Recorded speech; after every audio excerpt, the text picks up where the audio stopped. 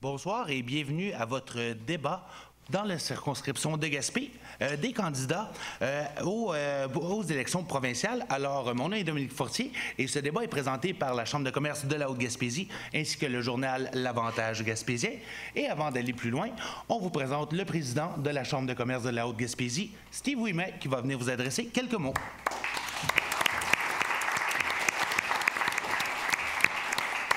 Allô, ça fonctionne.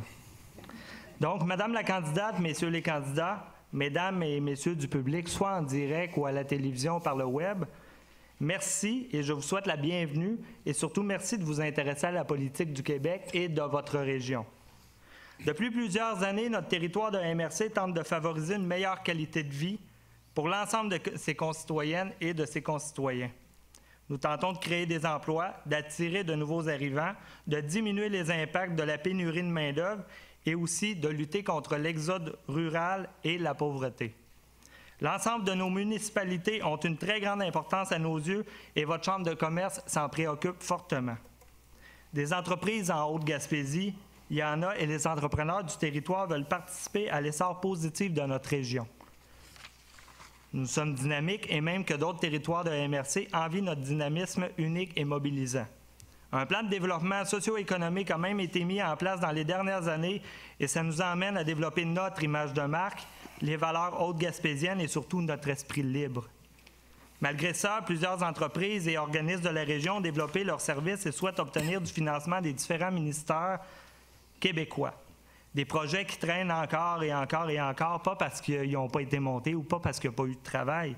Ça fait plusieurs années qu'on travaille des projets concrets qui ont une valeur pour la Haute-Gaspésie et il a fallu attendre vers la fin de la dernière année du dernier mandat pour obtenir des résultats concrets et pour certains projets obtenir du financement qui depuis 10 ans travaillent sur leurs projets. On était déjà prêts depuis fort longtemps. Mais là, je m'adresse directement à vous, candidates et candidats. Peut-on s'attendre, là j'aimerais ça que vous notiez ça pour votre message d'introduction ou de conclusion, peut-être une réponse éventuellement, lors du débat. Peut-on s'attendre concrètement que si vous êtes élu au gouvernement ou à l'opposition, que vous allez obtenir des résultats concrets pour la Haute-Gaspésie? Des résultats qui nous permettent d'arrêter d'espérer, mais qui nous amènent surtout à commencer à avancer. On les a, les projets. On les a, les outils de développement. Nos intervenants en développement social, mais en développement économique, se sont mobilisés et on a nos plans de développement. Maintenant, on a besoin de vous autres. Finalement, en guise de tradition et de respect des gens dans la salle, là, je m'adresse directement à vous.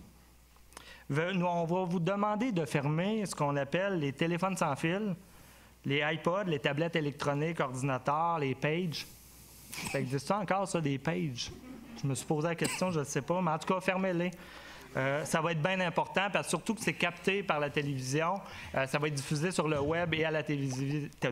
Je cherche mes lettres. À la télévision locale, donc on a besoin de garder quand même un certain silence pour permettre que ça puisse être diffusé sans bruit environnant le moins possible. Alors évidemment, les candidats, candidates, les gens dans la salle, il y a des questions qui vont se poser. Évidemment, on a le droit de parler, là, mais je veux dire, faites moins de bruit possible. Alors, merci de votre écoute. Je vais laisser la parole à notre animateur, Dominique Fortier.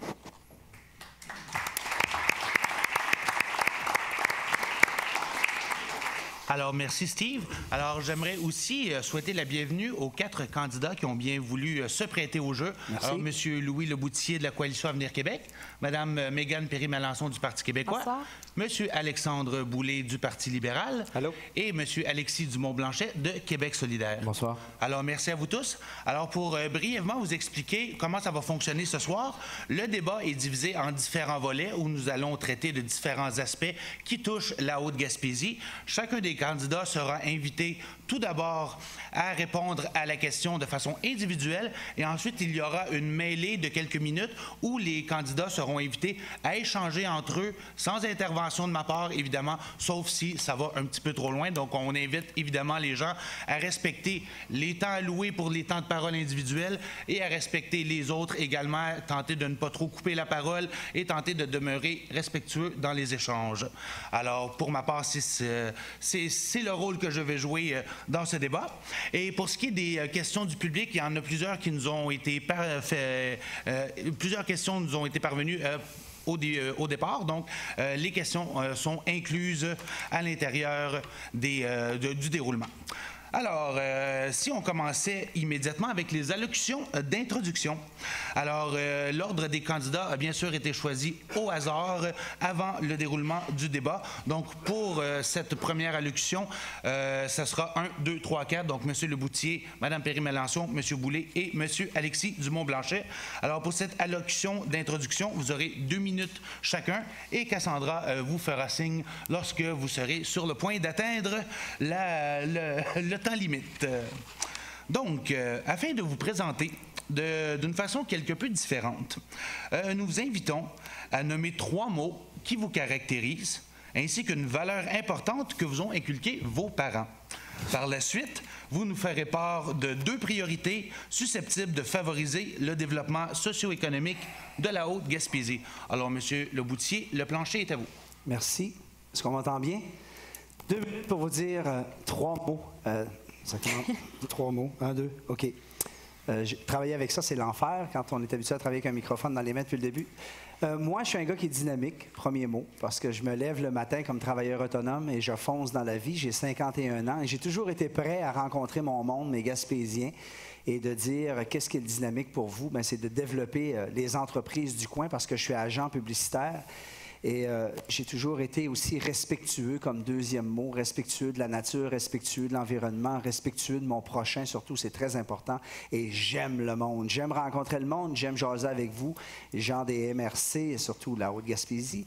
Je suis l'organisateur de l'Ultra Trail du Mont-Albert qui a dû arrêter cette année pour essayer de sauver le caribou. Et j'ai pris la peine de dire oui parce que pour les bêtes qu'il y avait là, il fallait faire et on essaie de repartir d'une autre façon. Et ça a été une retombée économique de 750 000 $ par année. Je veux que vous le sachiez dans la ville de Sainte-Anne-des-Monts. Et les preuves sont à l'appui à la ville et on a bien réussi. Et le 3e mot, c'est patience. Moi, je suis un gars patient. Je suis un gars qui prend le temps de regarder la vie. Je suis un gars qui prend le temps de regarder les gens. Je suis un gars qui prend le temps de discuter avec vous. J'aime ça.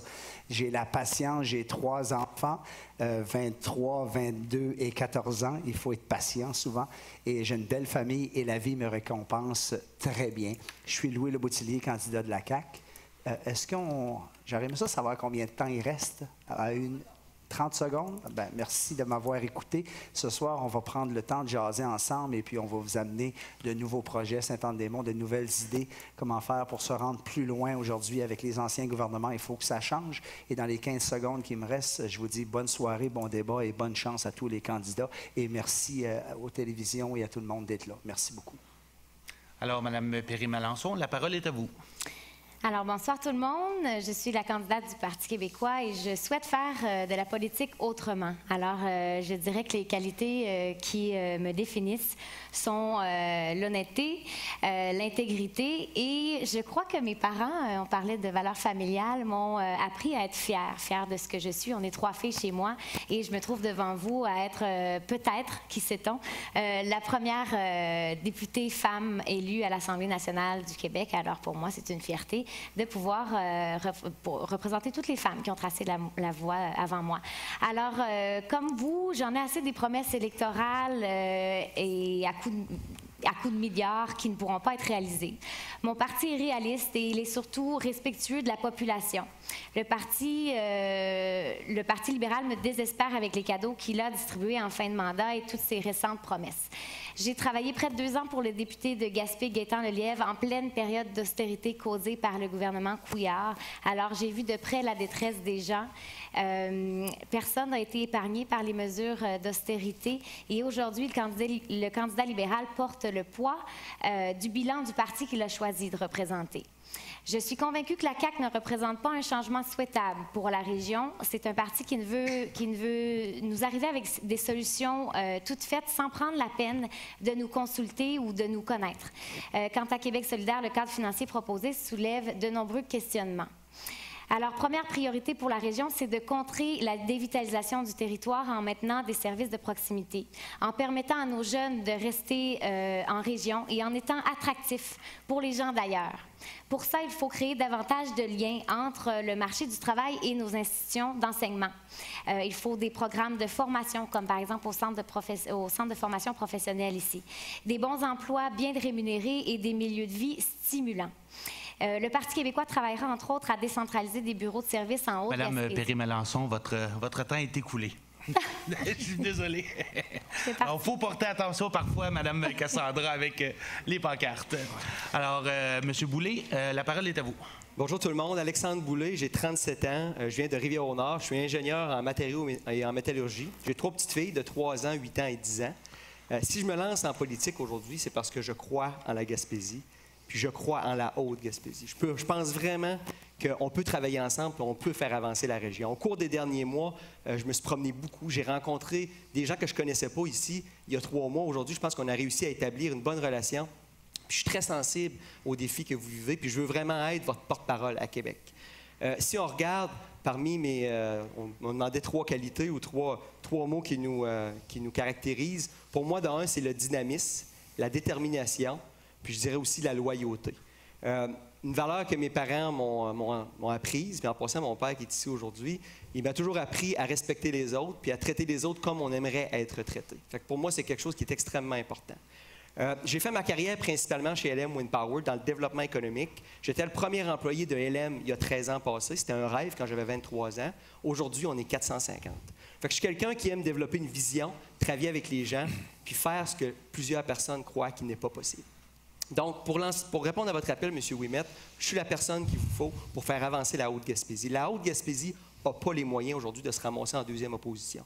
Je veux être votre porte-parole, je veux travailler avec vous, puis je veux qu'on avance pour faire ce qu'on attendait depuis longtemps à faire. Déjà, la Maison de la Culture qui est ici a été annoncée, puis je pense que ma voix a été entendue à Québec. Le prochain élément qu'on va annoncer, qu'on va travailler, je me suis engagé à mettre de l'avant la réfection de l'aéroport ici de Saint-Anne-des-Monts. Quelque chose qui va être un vecteur de développement économique extrêmement important. J'ai aussi mentionné que je voulais mettre de l'avant un fonds pour les MRC avec un niveau de vitalité plus bas. Puis aujourd'hui, ce fonds-là va profiter pas seulement à la Haute-Gaspésie, aux 20 MRC ayant des besoins les plus importants. Puis c'est tout le Québec. Ça a été une annonce nationale la semaine passée, puis c'est commencé avec vous ici en Haute-Gaspésie. Merci beaucoup. Merci, M. Boulay. Finalement, M. Alexis Dumont-Blanchet, la parole est à vous. Donc, merci Dominique. Nous, à Québec solidaire, c'est pas compliqué. On a 2 grandes priorités, 2 enjeux autour desquels tout notre programme est construit. D'abord, il y a le respect de l'environnement, le nécessaire virage écologique pour l'avenir de nos enfants et la lutte aux inégalités sociales. Nous, on se bat pour une meilleure justice sociale, une répartition de la richesse plus équitable et on veut que personne ne soit abandonné sur le bord de la route. Pour la Haute-Gaspésie, en lien avec l'environnement, je pense qu'il faut saisir l'opportunité. Déjà, on n'est pas des très grands émetteurs de gaz à effet de serre, donc il faut profiter de cet avantage-là pour développer un créneau d'excellence, une image de marque, comme quoi la Haute-Gaspésie est une des MRC les plus vertes au Québec. On n'a pas de cimenterie, on n'a pas de compagnie qui exploite le pétrole, puis nos terres ne sont pas bourrées de pesticides. Il faut capitaliser là-dessus et devenir un modèle de développement économique écologique. Si vous me choisissez pour être votre député, je vais m'engager à m'asseoir avec les forces vives de la communauté et réfléchir pour développer une économie du 21e siècle, une économie à visage humain, une économie intelligente, une économie respectueuse des citoyens, des travailleurs et travailleuses et évidemment de l'environnement. Comme deuxième priorité, comme Steve l'a dit au début, c'est vrai qu'il y a un dynamisme assez incroyable en Haute-Gaspésie, il y a une authenticité, une manière de faire unique. Mais il ne faut pas se fermer les yeux, il y a un autre côté de la médaille. On est dans une MRC pauvre, dévitalisée et en mode survie.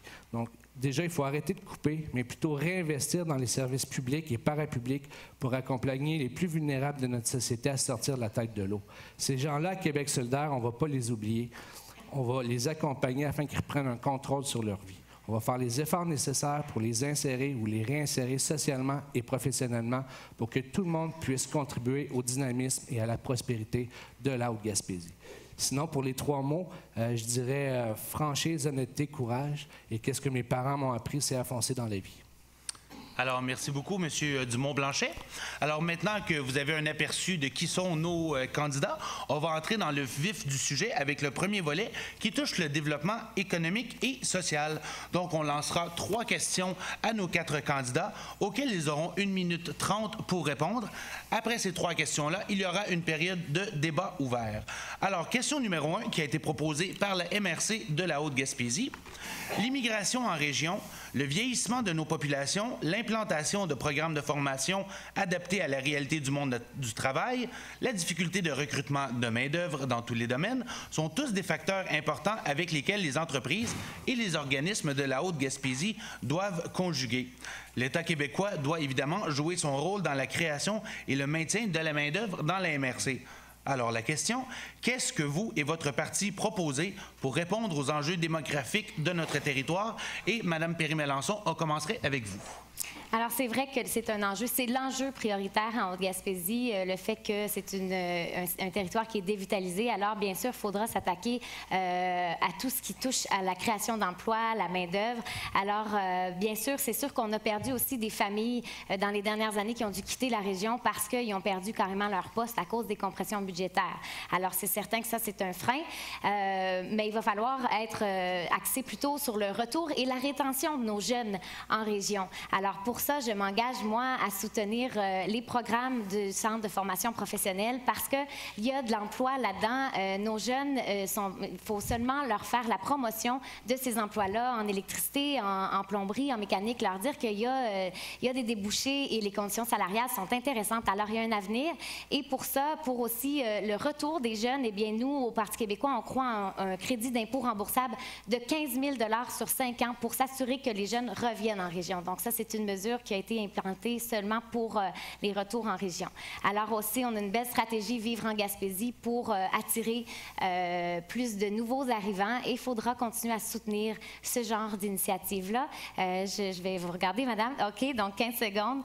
Alors, eh bien, c'est certain que aussi au niveau du système de la santé, on a plusieurs mesures aussi pour permettre de faire en sorte que les conditions soient plus attirantes pour la jeune génération, la relève, au niveau des infirmières, au niveau des autres professionnels de la santé. Alors, je m'engage à améliorer leurs conditions de travail.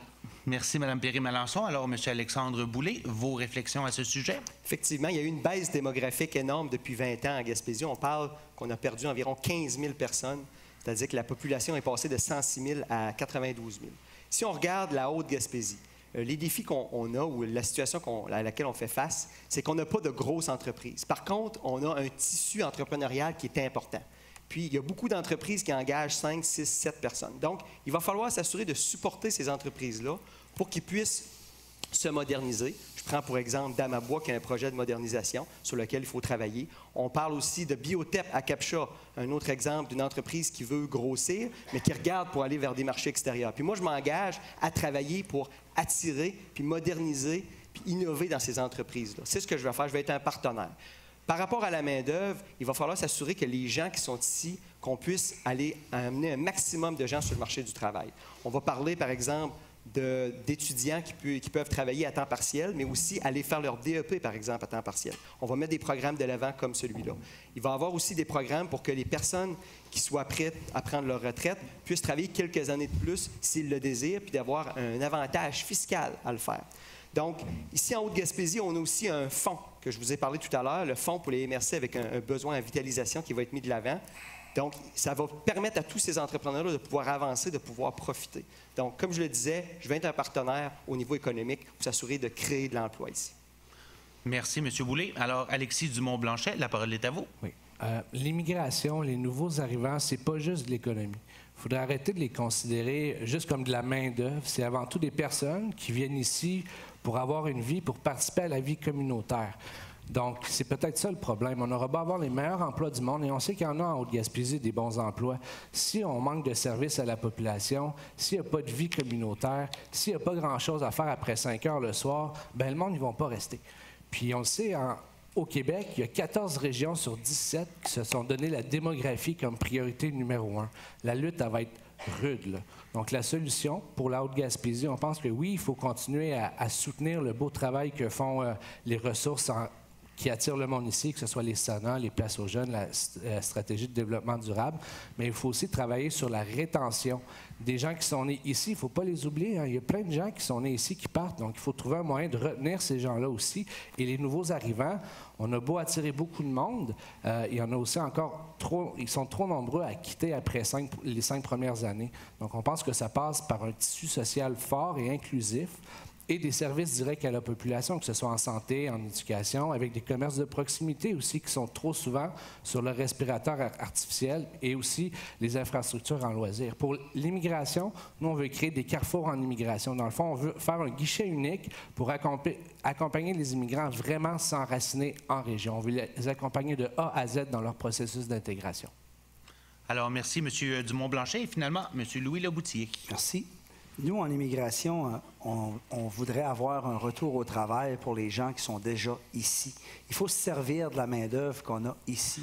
Les gens qui sont présentement retraités, qui ont 67, 68, 69 ans, puis qui sont encore vaillants, puis qui veulent travailler, c'est de les bonifier, point de vue leur retraite, ne pas les pénaliser s'ils veulent aller travailler, leur donner vraiment le salaire qu'ils ont en gardant leur retraite. Comme ça va inciter les gens d'ici à se dire, moi, c'est pas tout le monde qui le veut, mais ceux qui veulent travailler, on peut se servir de ces gens-là. Il y a aussi la jeunesse qui, eux, beaucoup ici, moi, à Saint-Anne-des-Monts, je me l'ai fait dire, et ça va faire drôle d'entendre ça à la télé ce soir, mais beaucoup m'ont dit, si on pourrait prendre nos jeunes sur l'aide sociale et de les faire travailler, ça réglerait déjà un problème, parce qu'on sait qu'ici, dans la Haute-Gaspésie, il y a beaucoup de gens qui sont sur l'aide sociale, et nous, on veut bonifier ça, on veut prendre ces jeunes-là, puis on veut les ramener au marché du travail. On veut leur faire découvrir c'est quoi travailler. C'est pas une maladie, travailler, on est tous des travailleurs. Il faut prendre le temps d'emmener ces jeunes-là, et puis il faut encourager, comme je disais, la participation de tous ces gens-là. Et en point de vue économie, bien, il faut aller développer qu'est-ce qu'on a besoin ici pour développer l'économie. On a besoin d'aller voir les entreprises, on a besoin de regarder quels sont vraiment leurs besoins réels. Il me reste 15 secondes. Et il faut aussi s'occuper de l'agriculture, de la foresterie. Il faut prendre le temps de développer la Haute-Gaspésie avec ce qu'elle a comme matériel, que ce soit la biomasse, et vraiment de pousser la chose pour faire un développement économique avec nos gens d'ici et bien sûr aller chercher l'immigration au travers de ça. Merci. Alors, merci, M. Leboutillier. On enchaîne immédiatement avec la deuxième question. Alors, selon la dernière mise à jour du répertoire des entreprises de la Haute-Gaspésie, on apprend que plus de 23 % des entreprises actuelles seront à céder ou fermeront leurs portes d'ici 5 ans, alors que plus de 10 % vivront cette situation d'ici 5 à 10 ans, faute de relève. Comment comptez-vous concrètement valoriser et appuyer le transfert d'entreprises et de repreneuriat? Alors, on commence avec M. Alexandre Boulay. Nous, dans ce qu'on croit, c'est qu'il faut miser beaucoup sur les MRC. Puis, dans ce cas-ci, on a le CLD aussi, pour pouvoir vraiment encourager l'entrepreneuriat, puis aussi le transfert d'entreprise. Si on prend, par exemple, ce qu'on veut mettre de l'avant, c'est vraiment que les MRC puissent dresser un portrait des besoins de la région, que ce soit au niveau de l'embauche ou au niveau de la prise d'entreprise, puis du transfert d'entreprise. Puis ensuite de ça, on va pouvoir regarder comment on va faire pour amener de la main-d'œuvre à partir des MRC, que ce soit au niveau des immigrants ou encore d'amener des gens qui sont présents dans le milieu sur le marché du travail. Puis finalement, il va y avoir, dans le cas d'immigration, aussi de la francisation à mettre de l'avant. Si on regarde, oui, vous avez raison, il y a beaucoup d'entreprises ici, il y a un tissu. Par contre, est-ce que la stratégie Vivre en Gaspésie peut nous aider à amener des gens ici? Je pense que oui. Puis vous, ici, vous n'avez pas de bureau de Vivre en Gaspésie. Il y en a dans la baie des Chaleurs, mais il y en a dans la côte de Gaspé. Moi, ce que je vais faire, je m'engage aujourd'hui déjà à vous soutenir pour qu'il y ait des représentants de la stratégie Vivre en Gaspésie ici. Eux, ce qu'ils font, c'est qu'ils font du démarchage. Donc, s'il y a une entreprise qui a besoin d'un repreneur, Vivre en Gaspésie va pouvoir aller de l'avant, chercher quelqu'un, que ce soit ici dans la région ou ailleurs au Québec, pour pouvoir venir ici et puis prendre l'entreprise. Donc, c'est vraiment la méthode que moi, je préconiserais pour pouvoir y aller avec une relance, avec des jeunes entrepreneurs qui vont dynamiser le milieu. Parce que si on regarde, il y a beaucoup d'entreprises dans cette situation-là. Merci, M. Boulay. Alors, M. Dumont-Blanchet, on vous cède la parole. Contrairement à toi, Alexandre, nous, on pense qu'il ne faut pas mettre les MRC et les municipalités en compétition les unes contre les autres. Ils ne se battent pas à forces égales. Un village comme Rivière-à-Claude n'a pas les mêmes armes, les mêmes munitions pour attirer des entreprises, de la main-d'œuvre que Gaspé. On a créé des pôles régionaux, les grandes villes, et puis aujourd'hui, on les met en compétition les unes contre les autres. Et puis on pense qu'il manque beaucoup de dialogue au niveau régional. Nous, qu'est-ce qu'on veut faire, c'est créer un dialogue régional. On veut créer des corporations en développement régional pour justement harmoniser le développement de la région, pour que justement personne ne soit laissé à l'abandon. On sait que nos entreprises, c'est ça qui constitue la richesse de notre tissu social, puis il faut donner les moyens à ces gens-là, les outils, les accompagner, leur donner le levier financier pour justement qu'ils peuvent penser à leur relève. Puis, par rapport aux entreprises, nous, on est vraiment des fans du modèle coopératif. Quand une entreprise veut fermer ou il y a des problèmes de relève par rapport à un propriétaire, nous, qu'est-ce qu'on va faire? On va accompagner les employés à reprendre l'entreprise sous forme coopérative. On va les aider, on va leur donner les moyens, l'aide nécessaire pour justement que ce soit les employés qui deviennent des propriétaires. Merci, M. Dumont-Blanchet. M. Leboutier, c'est à vous. Même si on est dans la MRC de la Haute-Gaspésie, moi, je vais parler au travers le comté de Gaspé, parce qu'on se présente comté de Gaspé. Moi, sur mon côté, présentement, j'ai 3 entreprises qui viennent de fermer leurs portes parce que les propriétaires sont rendus à 65 ans et plus, n'ont pas de relève. Mais là, ce que je me suis rendu compte, il y a 2 magasins de meubles au travers de ça, je me suis rendu compte au travers de ça que les gens n'ont pas pris de solution lorsqu'il était temps de le faire. Et nous, ce qu'on veut proposer à la CAQ, surtout moi qui travaille fort là-dessus en Gaspésie, c'est de créer un pôle où on va rencontrer des entreprises qui ont déjà de l'âge, puis que les gens arrivent à être prêts à vendre leur entreprise pour leur trouver des solutions. D'abord, des solutions de l'améliorer, que ce soit avec le web, avec la façon d'aller vendre à l'extérieur, puis ensuite d'aller rencontrer d'autres entreprises québécoises qui peuvent peut-être être intéressées à venir s'installer en Gaspésie et de prendre en main les entreprises existantes qui sont en train de tomber tout simplement souvent parce qu'ils sont à bout d'âge, parce que les gens n'ont pas de relève, parce que démographiquement parlant, il n'y a pas de jeunes. À ce moment-là, c'est de trouver une solution et d'amener de nouveaux jeunes dans ces entreprises-là et leur faire découvrir le métier de ces entreprises-là pour que l'entrepreneur passe les cordes, laisse aller les rênes à un moment donné et qui peut former vraiment ces jeunes. C'est une façon de scolariser un jeune à une entreprise. Ça, c'est de l'asseoir dans une entreprise puis lui montrer comment ça fonctionne. Moi, j'ai 50 ans, j'ai une entreprise qui est une radio et j'ai déjà commencé à driller des jeunes. Driller, c'est un grand mot, à amener des jeunes à comprendre comment fonctionne la chose pour laisser aller mon entreprise plus tard puis de créer de l'emploi à partir de là. Je pense qu'il faut prendre nos entreprises du coin et de s'en occuper. Merci. Merci, M. Leboutier. Alors, Mme Perry-Melançon, de votre côté, comment comptez-vous concrètement valoriser et appuyer le transfert d'entreprise? Oui, vous l'avez dit, transfert d'entreprise, c'est difficile pour les jeunes de reprendre l'entreprise familiale, par exemple, ou autre. Qu'on pense, par exemple, à l'industrie de la pêche, de l'agriculture. On sait que les actifs sont, la valeur des actifs sont très élevées, que c'est difficile pour un jeune de reprendre l'entreprise. Alors, pour ça, eh bien, on avait à Gaspé un CLD qui faisait ce démarchage-là avec les jeunes. Maintenant, vous avez ici, en Haute-Gaspésie, vous avez encore ce CLD-là. Mais il faut savoir que c'est une volonté de la MRC de le garder en vie, le CLD, parce que c'est le gouvernement Couillard, dans les 4 dernières années, en début de mandat, qui a décidé que les CLD n'avaient plus lieu d'être et a décidé de couper sans pitié dans ces instances-là qui permettaient vraiment de développer, de démarrer des nouvelles entreprises, de permettre un financement adéquat, de l'investissement, le transfert des entreprises avec la relève. Alors, bien sûr, moi, je m'engage à toujours supporter encore le CLD qui est resté ouvert ici en Haute-Gaspésie. Et il va falloir trouver une manière de bien encourager l'entrepreneuriat parce qu'on a un potentiel énorme. En Haute-Gaspésie, on le voit, il y a des jeunes entrepreneurs très dynamiques, des visionnaires. Puis c'est ces personnes-là, des nouveaux arrivants. Par exemple, si on prend l'exemple de Mont-Louis, qui a des nouveaux arrivants très dynamiques. On a vu la Pointe-Sec aussi voir le jour comme projet. Alors, c'est certain qu'il va falloir développer et soutenir ces entrepreneurs-là. Et bien, certains aussi, toute la dynamisation du territoire pour faire en sorte qu'on ait des promoteurs qui soient intéressés à venir chez nous investir. Alors, le développement culturel aussi est très important. Merci, Mme Melançon. Alors, on enchaîne avec la troisième question. On sait que la Haute-Gaspésie est principalement reconnue pour le tourisme 4 saisons, ainsi que l'offre agroalimentaire saine et diversifiée. Alors, ce qu'on demande aux 4 candidats, c'est comment vous prévoyez appuyer ces créneaux-là, tout en respectant, évidemment, l'environnement. Alors, on va commencer ces réponses avec M. Dumont-Blanchet de Québec solidaire. Oui. Bien, par rapport au tourisme, c'est une industrie qui marche quand même assez bien en Haute-Gaspésie. C'est de l'argent neuf qui rentre dans la région. Et on sait très bien qu'il y a beaucoup de commerçants qui sont ouverts à l'année, qui sont justement ouverts à l'année parce qu'on a les touristes, parce qu'il y a plusieurs mois dans l'année où est-ce qu'ils ne sont pas rentables. Donc, merci à l'industrie touristique de faire vivre tous ces petits commerces-là. À Saint-Anne-des-Monts, il y a quoi? Il y a 5-6 épiceries. Trouver une ville de 6 000 habitants qui a autant d'épiceries que ça, c'est quand même assez incroyable.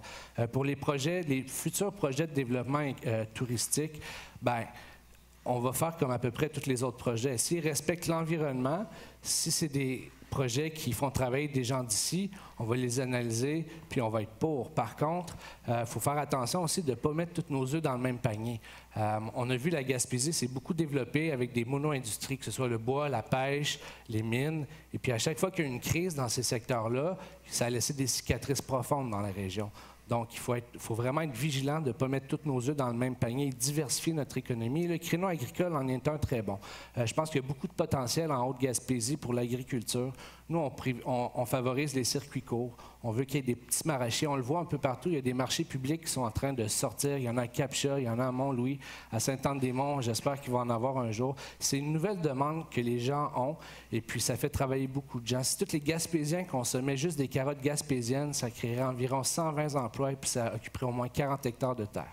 Merci, M. Dumont-Blanchet. M. Leboutier, la parole est à vous. Merci. On parle tourisme. Étant organisateur de l'Ultra Trail du Mont-Albert, j'ai fait venir ici 850 personnes de partout sur la planète qui est venue visiter la Gaspésie. Et encore aujourd'hui, j'ai des gens qui communiquent avec moi sur Facebook puis qui me disent « Louis, on débarque chez vous cet été parce que, je ne sais pas si je vous apprends quelque chose, là, on est sur le plus beau coin du monde. On est dans les 50 premières places à visiter au monde. L'UNESCO est avec nous. L'UNESCO veut nous voir. Je m'en venais tantôt. La première chose que j'ai fait, j'ai pris un coucher de soleil, j'ai mis ça sur Facebook. Là, je vous compte ma vie, mais toujours pour vous dire comment ce que c'est la Gaspésie. J'ai offert aux municipalités, dont la ville de Percé et tous les villes et villages, d'avoir une taxe de 3 % chargée à tous ces touristes-là qui viennent de l'extérieur. Et nous, bien, citoyens locaux, avec nos permis de conduire, on ne la paye pas. Ça existe à Mont-Tremblant, au nord de Montréal. On débarque à Tremblant. C'est pour refaire les infrastructures des villages. Et à Tremblant, on paye 3 % de taxes. Ça m'a fait plaisir. Monsieur, vous voulez du concret, ça en est ça. 3 % de taxes que l'on paye à Tremblant. Et à partir de là, ces taxes-là sont réinvesties directement dans un fonds qui sert directement au village, qui reçoit son touriste. Et avec ces fonds-là, on prend ces argents-là. Et lorsqu'on a une demande de subvention à faire pour... J'essaie d'aller vite. Lorsqu'on a une demande de subvention à faire pour refaire les infrastructures, bien, ce fonds-là devient un dépôt pour avoir les fonds. Et point de vue touristique, bien, je suis dans le touriste, alors je vis du tourisme et je connais très bien le domaine et je peux vous emmener plein de solutions, mais il me reste plus de temps, on en parlera tantôt. Alors, merci, M. Leboutier. Alors, ça met fin aux questions individuelles pour le volet socio-économique. Il reste... Oh, pardon, excusez-moi, je suis... J'aurais pu le dire, excusez-moi, je suis là que les Je suis désolé. Madame... T'as des fans qui te surveillent. Donc, de mon côté, effectivement, le développement touristique, c'est une priorité. Moi, j'en ai fait des études. Pour moi, c'est vraiment une manière de générer de l'économie fantastique. Là. On l'a dit, chacun d'entre nous, en Gaspésie, c'est un joyau.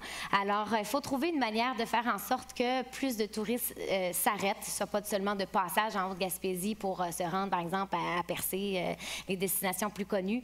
Il faut vraiment améliorer, soutenir les infrastructures pour s'assurer d'avoir ce qu'il faut en termes d'hébergement, de restauration et pour mieux accueillir la clientèle touristique. Et aussi, bien, on a un paradis de neige, hein, la chaîne des Chic-Chocs. Eh bien, il faut s'assurer d'avoir les infrastructures de la CEPAC qui soient mises à niveau. Et il faut aussi réinvestir. On avait un projet au gouvernement de Pauline Marois, le gouvernement du Parti québécois, en en 2013 qui avait été annoncé, un 12 millions de dollars qui avait été annoncé par M. Gaétan Lelièvre, justement, qui était à l'époque ministre des Régions et qui pilotait la stratégie d'intervention gouvernementale des îles, de la Gaspésie et des îles.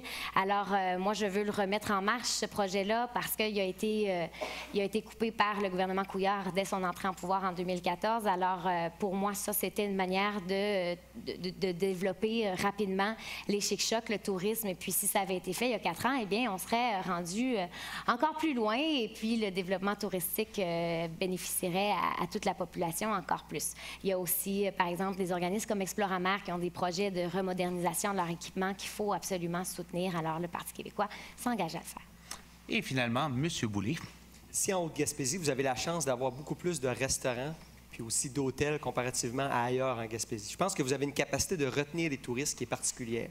Donc, moi, ce que j'ai mis de l'avant durant la campagne, c'est le projet Chic Choc, projet qui a été déjà discuté dans le passé, mais par contre, il faut faire face à la réalité, là. Vous avez, comme Louis le disait, un paradis ici dans l'arrière-pays, puis il faut développer ça. On ne peut pas se permettre d'avoir un éléphant au milieu de la pièce, puis de ne pas le regarder, puis de ne pas le développer. Donc, moi, ce que je dis, c'est qu'on va mettre de l'argent pour la revitalisation des chic-chocs, OK, pour mettre à niveau les chic-chocs, mais aussi, ce qu'on va regarder, c'est miser sur la protection du caribou. Je sais que c'est un sujet qui amène beaucoup de réactions. Moi, ce que je pense, c'est qu'il y a moyen de démontrer que l'industrie forestière puis la protection du caribou peuvent être complémentaires. Donc, j'ai parlé de reboisement, aussi j'ai parlé de contrôle des prédateurs du caribou, mais aussi le fonds que je vous ai parlé tout à l'heure va pouvoir servir à tous les entrepreneurs qui sont en Haute-Gaspésie pour pouvoir développer des projets récréo-touristiques. Que vous soyez à Mont-Louis, par exemple, puis je vois M. Bonacci ici qui nous a parlé d'un magnifique projet à Mont-Louis, ou encore à Madeleine, je ne sais pas si le maire de Madeleine est là, mais il m'a parlé aussi d'un beau projet de développement. Donc, ce fonds-là va pouvoir servir, que ce soit les entrepreneurs, les municipalités, à pouvoir connecter la Haute-Gaspésie, que ce soit la mer avec la terre. Donc, pour finir, l'industrie forestière aussi, c'est ça, les mettre en valeur à travers ça, très important. Puis, il y a un projet pour granules de bois aussi qu'on va pouvoir mettre de l'avant pour récupérer les résidus forestiers. On sait que l'industrie forestière est quand même... c'est beau. Merci, M. Boulay. Alors, cette fois-ci, ça complète véritablement cette période des questions individuelles. Alors, on ouvre le débat pour les 10 prochaines minutes sur le développement économique et social. Alors, libre à vous d'échanger entre vous, de poser des questions entre vous, tant que le tout se fait dans le respect. Alors, la parole est à vous, candidat, d'échanger. Je peux-tu commencer? J'ai une question pour mon ami Louis au bout de la table. C'est par rapport à l'éducation. On sait que pour avoir une relève entrepreneuriale, pour avoir des bons travailleurs, on a besoin d'investir en éducation. Tu es d'accord avec moi jusque-là? Oui, monsieur. Oui. Donc, nous, on pense qu'il faut réinvestir dans l'éducation à Québec solidaire, pas réduire les revenus des commissions scolaires. Donc, j'ai de la misère à comprendre comment la CAQ, en réduisant de 700 millions de dollars le budget des écoles, ils vont réussir à améliorer le service et à contrôler le décrochage scolaire. Il faut faire attention. Nous, ce qu'on veut faire, c'est qu'on veut couper les commissions scolaires. En coupant les commissions scolaires, on se débarrasse de tout ce qui est élection scolaire et tout ce qui est commissaire. Ça, c'est 1 milliard. Ça pas 700 millions des élections scolaires, Louis. Hein? Non, mais les élections scolaires sur 4 ans, dans un mandat, on va chercher assez pour bonifier nos jeunes de 4 ans qui vont rentrer à l'école. Il y a plusieurs choses, éducation. Nous, on veut donner la garderie. On veut emmener les jeunes de 4 ans à l'école, mais avec un choix du parent. À ce moment-là, on ne veut pas faire comme les libéraux qui, eux, disent 3 ans, tu payes, puis 4 ans, c'est gratuit. Là. Nous, les jeunes de 4 ans, les parents vont pouvoir décider s'ils prennent leur enfant, s'ils les amènent à l'école. On veut garder aussi les jeunes jusqu'à l'âge de 18 ans à l'école. Présentement, c'est 16 ans, pour réussir à amener nos jeunes en Mais scolarité. pourquoi s'entêter pour la maternelle 4 ans quand il y a plein d'études qui démontrent que les enfants de 4 ans sont très bien dans le CPE? C'est une façon de libérer les CPE. C'est une façon de faire de la place dans les CPE. Faire de la place, il va falloir faire d'autres écoles, d'autres classes dans les écoles, puis ça va engager des on veut des plus belles écoles aussi, comme vous le dites. On veut amener des plus belles écoles. Mais avec quel argent? Parce que vous allez baisser la taxe scolaire de 1,4 milliard. Il y a déjà de l'argent pour les écoles. On va juste en rajoutant en coupant les taxes scolaires. Et d'ailleurs, dans les taxes scolaires, pour les gens doivent le savoir, ici en Gaspésie, vous payez présentement en moyenne 680 $ dans le coin de taxes scolaires. Et avec la CAQ, ça va vous coûter 296 $ de taxes scolaires par année. Oui, c'est près de 400 $ de taxes scolaires que vous allez payer de moins. Il faut aider nos gens. professionnel de soutien pour les élèves qui sont en difficulté. Bon, c'est pas votre gouvernement, c'est pas de la faute de votre gouvernement encore, mais là, ce que vous nous annoncez, ça sera pas mieux. Je pourrais relancer les libéraux en disant il y a beaucoup de solutions. Vous parlez des beaux sujets, mais si en Haute-Gaspésie, si on parle d'éducation, ce qui est important, c'est l'éducation pour les diplômes d'études professionnelles. C'est ça qui intéresse les gens ici. Okay? Déjà, on a vu ça attirer des gens partout au Québec. Exactement. On s'en va là dans notre conversation. De ligne, que ce soit engin de chantier. Donc, moi, je m'engage à travailler avec vous ici en Haute-Gaspésie pour développer les diplômes d'études secondaires, les diplômes d'études professionnelles. On sait que ça permet à des gens, des jeunes, de s'en venir ici, de rester ici, puis de vivre ici après ça, puis d'élever une famille. Donc, je pense que c'est ça qui est important pour la Haute-Gaspésie. Mais votre annonce était plus basée sur les pôles universitaires au début de la campagne. Je me suis commis aussi, si vous regardez, là, mon annonce, c'était diplôme d'études professionnelles pour la Haute-Gaspésie, pôle universitaire aussi. Justement, bon point, Mégane, j'ai voulu amener la capacité ici en Gaspésie de faire un baccalauréat du début à la fin. On veut que les Gaspésiens puissent faire un bac. C'est une des 2 seules régions au Québec où on ne peut pas faire un bac d'un bout à l'autre. Je relance la question de Mégane qui me dit on va trouver des classes comment pour ça. Ça fait que c'est la même histoire pour tout le monde. Mais les pôles existent déjà, en fait. Il faut trouver des solutions. On peut faire les pôles existent déjà, les pôles universitaires. S'il vous plaît, on ne parle pas tous en même temps. On parle pas tous en même temps. Il y a M. Dumont-Blanchet, je pense qu'il voulait relancer. J'ai une question pour toi, Alexandre, mais d'abord pour Louis, c'est pas en forçant les jeunes à aller à l'école qu'on va les forcer à aller à l'école. On n'a pas dit qu'on va les forcer à aimer l'école. On n'a pas dit qu'on forçait les jeunes à aller à l'école. On amène les jeunes à 18 ans, puis on va prendre nos jeunes en main dès le jeune âge, les jeunes qui ont des troubles de comportement, les jeunes Asperger, des jeunes qui sont TDA. On va les emmener, nous, à se développer. On va investir dans ces jeunes-là pour que lorsqu'ils arrivent en secondaire 1, 2, 3, 4, 5, qu'ils ne quittent pas l'école. Tout simplement. C'est ce qu'on va faire prendre le temps des jeunes. À partir de la maternelle et de la première année, on va avoir 2 personnes en classe. On s'est déjà engagé. Un professeur, par exemple, et un orthophoniste pour pouvoir s'assurer que dès le jeune âge, les jeunes puissent partir du bon. Dites ça aux professionnels de soutien qui ont plus de poste en ce moment là, à cause de vos mesures. Moi, je vous relance la question. Vous allez prendre où ces gens-là? On tente d'essayer d'écouter les autres candidats, je vous prie. Okay, je vais être gentil, Alexandre, n'inquiète pas. J'ai besoin de te croire. J'ai besoin vraiment de te croire puis prendre au sérieux le Parti libéral en matière d'éducation. On s'entend qu'entre 2010 et 2016, vous avez coupé 1,5 milliard en éducation. Ça, c'est coupé dans l'aide aux devoirs. Ça, c'est coupé dans la négligence sur l'entretien des écoles. C'est coupé dans les services spécialisés aux étudiants. C'est coupé dans les collations dans les CPE. C'est coupé dans les repas dans les écoles défavorisées. Puis c'est laissé des milliers de professeurs en précarité d'emploi. Quand on regarde le bilan du Parti libéral, c'est sûr que là, tu as l'air d'avoir plein de bonnes intentions pendant la campagne électorale, mais moi, j'évalue le Parti libéral sur son bilan des 15 dernières années, pas sur ses promesses électorales. Une chose, Alexis, okay? Quand on est arrivé au pouvoir en 2012, là, il y avait 5,7 milliards dans le trou. Okay? Aujourd'hui, l'économie est revenue. On a créé combien d'emplois? 210 000 emplois ont été créés. Okay? L'économie va beaucoup mieux. Qu'est-ce qu'on peut faire? C'est qu'on peut investir vraiment en éducation. Qu'est-ce qu'on déjà, sur les 8 000 employés en éducation qu'on a annoncé, après un an, il y en a 1 700 qui sont déjà arrivés en place. Donc, le financement suit. Des services aux élèves sur le dos de l'équilibre budgétaire. Moi, je pense aussi, c'est que là, on peut bonifier l'enveloppe pour les activités pour les enfants. Il fallait pas couper à l'époque pour ne pas avoir à rebonifier là. L'économie était très mal en point, Alexis. Tu le sais autant que moi. Oui, mais M. Boulay, combien de familles? S'il vous plaît, on laisse tout le monde parler. Moi, je pense qu'il est important, gens de la foule, gens de la télévision, ce qui est important aussi, c'est de s'occuper des enseignants. On parle toujours des jeunes, puis des jeunes, puis des jeunes. Nous, on veut prendre soin des enseignants. Le nouvel enseignant qui va rentrer à l'école, on va lui emmener un salaire dès la première année de 50 000 $. On veut aider l'aide aux devoirs aussi. On veut mettre 1 heure d'école de plus par jour pour que les jeunes puissent aller à l'aide aux devoirs, parce que souvent, les parents n'ont pas le temps à la maison. Ça fait que le jeune n'étudie pas ses devoirs, puis arrive à l'école, ça ne fonctionne pas. On veut rénover nos écoles, on veut faire de belles écoles au travers de ça. Et les argents, on va aller les chercher. Tout est possible. D'ailleurs, en coupant dans les commissions scolaires, c'est beaucoup d'argent qu'on va aller chercher pour régler le 800 millions. Comment de personnes vont perdre leur job ici à Saint-Anne-des-Monts quand tu vas Personne ne va perdre sa job, mon ami. Personne ne va perdre sa job. C'est le commissaire. Personne ne va perdre sa job. C'est le commissaire scolaire qui est déjà payé 8 000 $ par année pour venir faire une signature. Nous, on va faire des centres. On va prendre ces gens-là. Ils vont faire la même job. Il faut les payer, les autobus scolaires. Il faut les rénover, nos écoles. Ça prend des gens qui travaillent dans les bureaux. Personne ne perd sa job. On coupe les élections scolaires, on coupe les commissaires. Pour ce qui est de l'employé de commission scolaire, il va rester là dans un nouveau... Pour être certain que personne ne perde sa job, comme vous dites, là, nous, au Parti québécois, on va vous donner des mesures concrètes au lieu de tout être un peu partout. Là. Le Parti québécois, il veut instaurer un seuil minimum de personnel, de professionnels, de soutien. C'est-à-dire qu'il n'y aura aucun gouvernement qui va pouvoir là, faire des compressions dans le nombre d'orthophonistes, de conseillers, d'orthopédagogues. Alors, ça, c'est bien important. Puis pour ce qui est de la rénovation et de l'entretien des écoles, nous, on est les seuls à avoir dégagé 2,3 milliards de plus dans le PQI, qu'on appelle le programme d'infrastructure du Québec. Et donc, ça, c'est pour être certain qu'on remette nos écoles en bon état. Une chose qu'on n'a pas dit aussi, que personne n'a parlé depuis le début en Gaspésie, ben moi, je parle la drogue dans les écoles. Il faut pousser à 21 ans les consommateurs de drogue pour les jeunes, pour que nos jeunes ne sont pas gelés à l'école. Ça, c'est important. Si vous voulez avoir des jeunes dynamiques plus tard, on est dans le développement social. C'est le développement social, c'est l'école, c'est important. Je voulais juste en placer un mot là-dessus.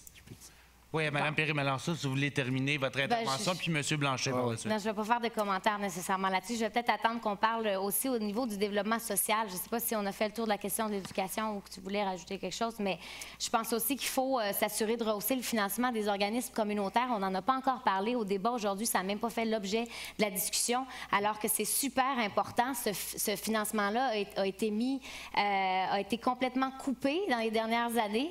Alors nous, on a un rehaussement de 425 millions de dollars seulement pour les organismes communautaires autonomes. Alors ça, c'est bien clair dans notre cadre financier qu'on veut venir en aide aux organismes communautaires qui puissent s'assurer de faire leur mission, d'accomplir leur mission avec leur autonomie. Et puis ça, c'est bien certain qu'avec aussi le système de la santé qui est tout démantelé, là, qu'on a encore besoin de plus de services dans les organismes communautaires, eh bien, c'est certain qu'il faut s'assurer d'avoir un soutien financier à ce niveau-là. Alors, il reste 1 minute, peut-être 30 secondes à M. Blanchet, 30 secondes à M. Boulay, puis on termine cette période. C'est une question pour M. Boulay. On sait que pour qu'une personne soit employable, il faut qu'elle soit bien dans son corps, bien dans son esprit. Il faut qu'elle soit en état de travailler pour garder son emploi.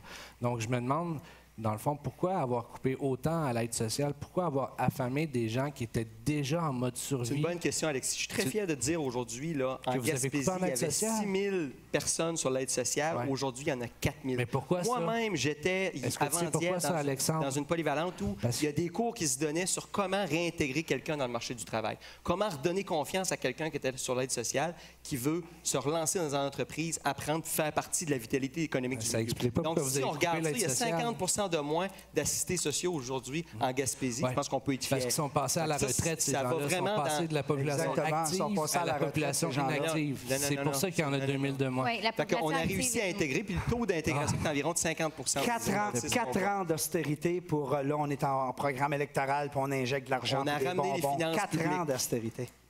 Alors, messieurs, madame, merci beaucoup. C'est ce qui met fin à cette période ouverte de débat. Alors, on passe immédiatement au prochain volet. Alors, on a une question ici qui a été proposée par le groupement forestier coopératif Chic-Choc, dont on salue un de ses représentants dans la salle. Donc, dans le volet environnement, énergie et ressources naturelles, voici la question. La sylviculture et la foresterie sont des activités d'importance dans le comté. Toutefois, le territoire forestier est constitué de multiples ressources qui se doivent d'être protégées lors de la réalisation des activités forestières. On retrouve dans le comté 2 parcs nationaux, le Parc national de Gaspésie, bien évidemment, et le Parc Forillon, une réserve faunique, de même que 3 réserves écologiques, sans oublier le caribou, et la question s'en vient, inquiétez-vous pas, dont la population est en déclin depuis plusieurs années. Alors, quelle est votre position et celle de votre parti sur l'enjeu de l'harmonisation des différentes ressources du milieu forestier, dont la protection du caribou forestier dans le Parc national de la Gaspésie? Madame Perry-Melançon, à vous l'honneur. Donc, dans ce dossier-là, c'est important de s'adresser aux personnes concernées directement par ce qu'on va faire, par les décisions que le gouvernement va prendre dans ce dossier-là, du caribou, la protection du troupeau de caribou qui diminue. Et puis, les personnes concernées sont celles qui connaissent mieux les solutions. Donc, on n'arrive pas avec une solution toute faite, là, comme il y a d'autres partis qui font toujours, là. Mais on se dit, on va s'asseoir avec ces gens-là, puis on va y aller avec avec la concertation, puis on ira avec les recommandations du milieu.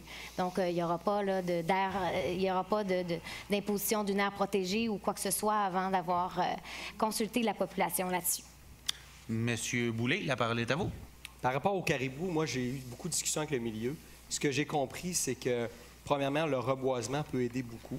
Parce que c'est souvent les chemins, les vieux chemins, c'est là où les prédateurs prennent ces chemins-là pour pouvoir attaquer le caribou. Donc, le reboisement peut aider à sauver le caribou.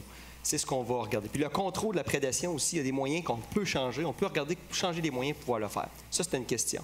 On a parlé aussi d'industrie forestière. C'est ce qu'on a dit tantôt. Il y a 3 moulins qui sont importants dans votre région, en Haute-Gaspésie. Il y en a un à Marsouilles, il y en a 2 à Capcha. Puis, une des problématiques que vous avez ici, c'est que les résidus ne sont pas valorisés. Donc, il va falloir trouver le moyen d'avoir une usine pour valoriser ces résidus-là, que ce soit des copeaux ou encore de la sciure de bois. Puis aujourd'hui, il y a une entreprise qui est à Capcha qui a un projet. Puis, ce que je m'engage, c'est de travailler avec vous pour pouvoir ramener cette usine-là ici, en Haute-Gaspésie, regarder comment on peut créer encore des emplois pour encore faire du développement économique dans la région, dans une région qui en a beaucoup besoin. Monsieur Alexis Dumont-Blanchet, on vous cède le microphone. Par rapport à l'industrie forestière, nous, on a l'intention de la rendre moins dépendante au marché américain. On sait qu'il y a eu plusieurs crises dans le bois d'œuvre et puis ça fait toujours mal.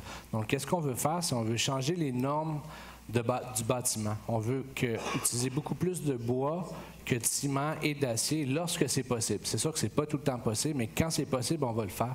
Et on sait que quand on utilise le bois dans nos bâtiments publics, que je parle bien, on améliore l'esthétisme des bâtiments. Je pense qu'on a juste regardé à la Maison de la Culture ici ou à l'Escale en haut de la côte. C'est quand même beau à comparer à l'école secondaire juste à côté. Donc, on pense que ça va donner un souffle à l'industrie forestière ici. Puis oui, le reboisement, la régénération de la forêt, c'est super important. Par rapport au caribou, c'est sûr qu'il faut s'assurer avec les experts. Moi, je ne suis pas un expert en caribou, mais je pense que c'est important de faire confiance aux scientifiques pour trouver des solutions durables pour pas que cette richesse-là, qui est quand même bon pour le tourisme, qui fait venir les touristes ici, ne disparaisse pas. Et puis aussi pour le bois, c'est sûr que la 2e et la 3e transformation, on va essayer de développer ça encore plus ici. On est vraiment pour les circuits courts, on veut produire par et pour les Gaspésiens. Donc c'est sûr que cette industrie-là va être en santé sous un gouvernement de Québec solidaire. C'est sûr, certain. Et vous, M. Leboutier, comment vous entrevoyez l'harmonisation des différentes ressources du milieu forestier, dont la protection du caribou du Parc national de la Gaspésie? On avait une course au Mont-Albert. On a été arrêté pour 71 caribous. Je les ai vus, moi, les experts, parce que c'était 750 000 de retombées économiques à vous, Jean-Saint-Anne-des-Monts, directement. On m'a dit que le caribou, présentement, la problématique est simple, ça s'appelle CO2. Vous avez voulu des grosses cimenteries, 500 000 autos en Gaspésie de plus par année. Ce que l'animal mange est en train de s'autodétruire et l'animal va mourir avec, malheureusement. C'est triste. Je fais partie de l'association Greenpeace. J'ai beaucoup lu sur le sujet. Il y a des gens à soir que les oreilles vont leur friser. Ils vont dire qu'est-ce que Louis Leboutier fait là. On va vers l'avenir, mais malheureusement, le déclin est parti. J'ai vu des gens commencer à écrire « il faut détruire le coyote ». Non, non, on ne commencerait pas à détruire une espèce pour sauver une espèce. Il faut être logique aussi. Point de vue forestation, il y a beaucoup de biomasse, beaucoup de biomasse qui reste après les coupes de bois. Et c'est nous, les Gaspésiens, qui n'avons pas le droit d'aller la chercher, la biomasse. Et ça me fâche. Parce qu'on pourrait très bien la prendre, nous, pour se chauffer, cette biomasse-là. Et on veut amener un côté énergétique à la cimenterie avec, refaire le BAP, puis amener la cimenterie propre et non avec de la coke de pétrole. Moi, je vis sur ce bord-là. Je sais qu'est-ce que c'est. Puis amener le plus possible de biomasse là. Et de développer nos entreprises en replantation. Il y a des places où il n'y a plus d'arbres en Gaspésie. Merci, M. Leboutier. J'en ai tellement à vous dire là-dessus. Alors, vous allez sûrement avoir l'occasion de nous en parler puisqu'on tombe dans la période ouverte de débat. Alors, je rappelle qu'on est dans le volet énergie, environnement, ressources naturelles. Vous pouvez préciser votre pensée par rapport au caribou versus le tourisme. Je vous lance aussi certaines pistes comme l'exploitation et l'extraction, évidemment, des énergies fossiles ou encore le problème d'érosion des berges qui touche particulièrement ici Sainte-Anne-des-Monts. Alors, on ouvre le débat pour les prochaines minutes en vous rappelant de, s'il te plaît, garder vos interventions brèves et de respecter les autres en ne parlant pas par-dessus vos collègues. Merci.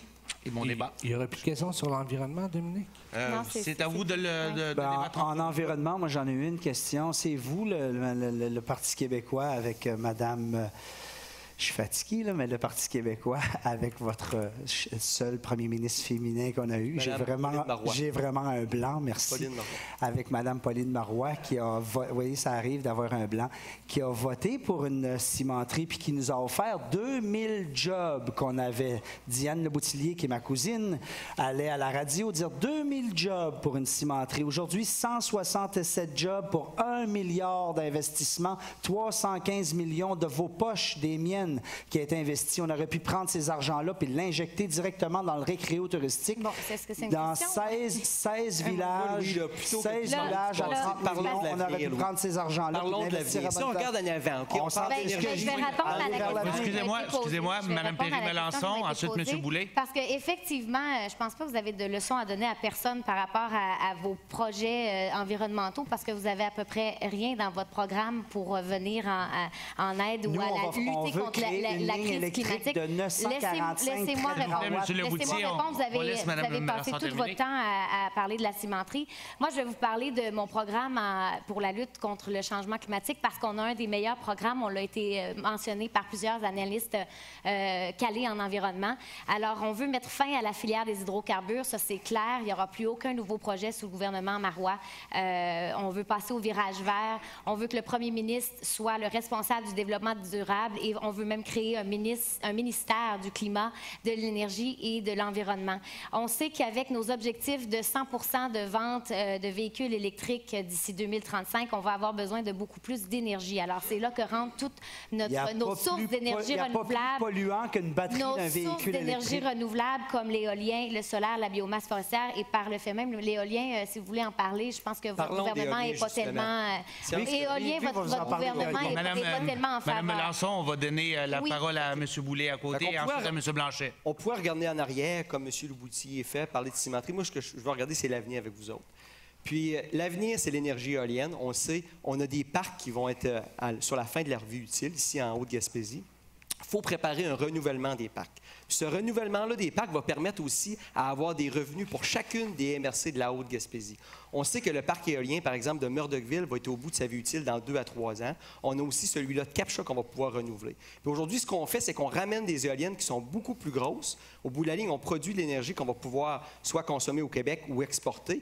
Mais au bout de la ligne, ce que ça va faire, ça va créer encore des emplois que ce soit dans la maintenance d'éoliennes. Mais présentement, Donc, il y en a le trop d'énergie. renouvellement- Vous faites quoi avec le trop plein d'énergie qu'on a présentement? C'est un mythe, le surplus. Justement, tu as raison, Mégane. Je suis désolé, le temps presse. J'aimerais entendre M. Dumont avant la fin de cette période de débat. Bien, Québec solidaire est le seul parti qui a répondu favorablement à l'Alliance des MRC de l'Est du Québec, qui a demandé justement que les partis s'engagent pour des nouvelles commandes en énergie. Donc, nous, on pense que pour sortir du carbone, pour une économie décarbonisée, on va avoir besoin de plusieurs parcs éoliens. Donc, on dit qu'on va en créer plusieurs d'ici 2030. Et puis, on estime que ça va créer pour la Gaspésie et le Bas-Saint-Laurent environ 3 000 emplois. Alors, merci. C'est ce qui met fin à cette période de débat ouvert. On passe cette fois-ci à la question numéro 5. On parle de transport et d'infrastructure. Alors, en Haute-Gaspésie, on sait que l'enjeu de transport est primordial et a été décrié à maintes reprises, notamment dans les dossiers de l'aéroport de Sainte-Anne-des-Monts, ainsi que dans les coupures de service de l'entreprise Orléans Express. Alors, ce qu'on vous demande, chers candidats, c'est de quelle façon vous et votre parti comptez améliorer les infrastructures de transport en Haute-Gaspésie, mais également comment vous prévoyez faciliter la mobilité hors région des citoyens. Et ce sera M. Dumont-Blanchet qui débutera cette période. Bien, le transport, c'est une clé de notre développement. On ne peut pas rester enclavé comme on l'est présentement. À Québec solidaire, on a fait le constat, comme tu as dit, Dominique, les entreprises privées d'autocars ont échoué à bien desservir les régions éloignées du Québec. Elles se sont jetées sur des lignes rentables entre Québec et Montréal, puis ont délaissé des trajets comme ici en Gaspésie. Nous, à Québec solidaire, on veut créer un réseau public de transport interurbain par autobus. Les transporteurs privés, comme je l'ai dit, ont montré leur incapacité à donner un bon service. En 2015, on a vu le service qui a diminué ici en Gaspésie. Donc, ça, c'est on pense que... Puis ça, c'est sans compter les milliers de dollars qu'on a donnés à ces industries-là. C'est 450 000 qu'on a donné cette année-là à Orient Express pour qu'ils coupent des services. Donc, on pense qu'un réseau public et unique permettra justement d'avoir une couverture cohérente et organisée de tout le transport par autobus en Gaspésie. Et puis, cette agence-là, justement, va avoir pour but, une agence de transport interurbain, va avoir pour but de faire augmenter l'achalandage, la fréquence et le nombre de destinations partout dans le Québec, mais aussi en région. Alors, M. Leboutier, c'est à votre tour de vous exprimer sur la question. Point de vue transport, la première chose, moi, qui m'a importé le plus quand je suis arrivé ici dans la MRC, c'est de voir votre aéroport qui lui manque 300 mètres, 1000 pieds pour vous, pour vos services importants, pour votre santé, pour l'avion ambulance. Je pense que ça, c'est la première chose de transport. Même si vous me dites que ça ne transporte pas les gens, ça reste une piste d'atterrissage qu'il faut mettre aux normes pour la vie des gens. Je pense que c'est important. Puis le transport, malheureusement, vous n'avez pas accès au train de ce côté-ci.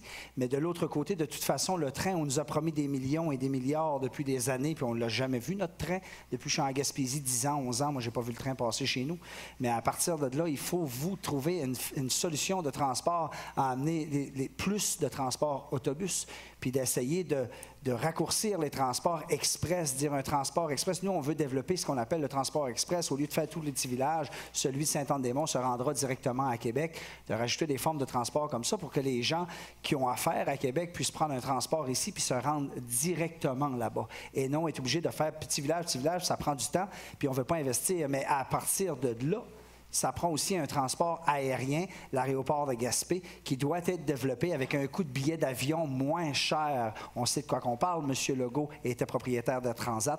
Un billet d'avion moins cher pour pouvoir voyager à moindre coût et faire du transport à partir de l'aviation en Gaspésie. Merci. Merci, M. Leboutier. Mégane Perry-Melançon, c'est à vous. Donc, c'est certain qu'il va falloir travailler à mettre sur pied le projet d'agrandissement et d'élargissement de la piste pour s'assurer que les équipements, les avions ambulances puissent circuler de manière sécuritaire. On sait qu'il y a eu des incidents majeurs qui auraient pu causer des pertes énormes, donc il faut absolument s'attaquer à ce problème-là. Mais il ne faut pas oublier non plus le soutien à la régime qui s'assure d'organiser les services de transport collectif sur tout le territoire de la Gaspésie et des îles.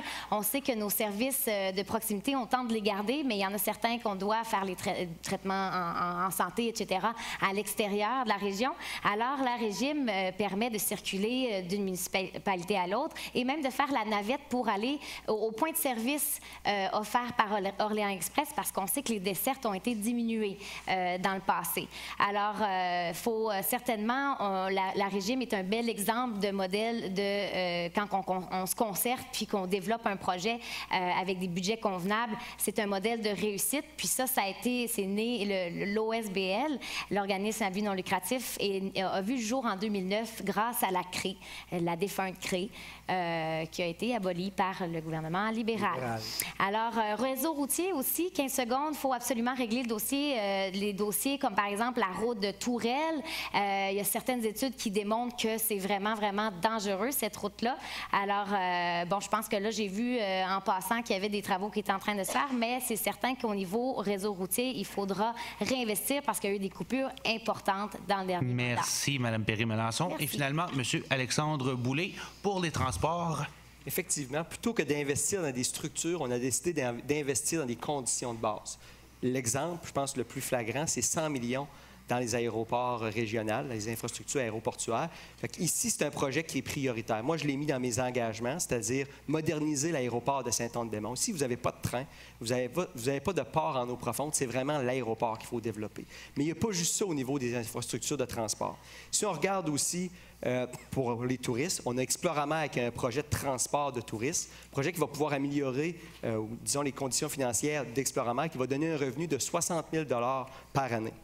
Mais il ne faut pas oublier les petits villages aussi, en Haute-Gaspésie, comme Marsouis, qui a besoin de pouvoir faire des travaux de réfection sur le quai, il y a eu des problèmes lors d'une tempête, donc on doit investir dans ce quai-là aussi.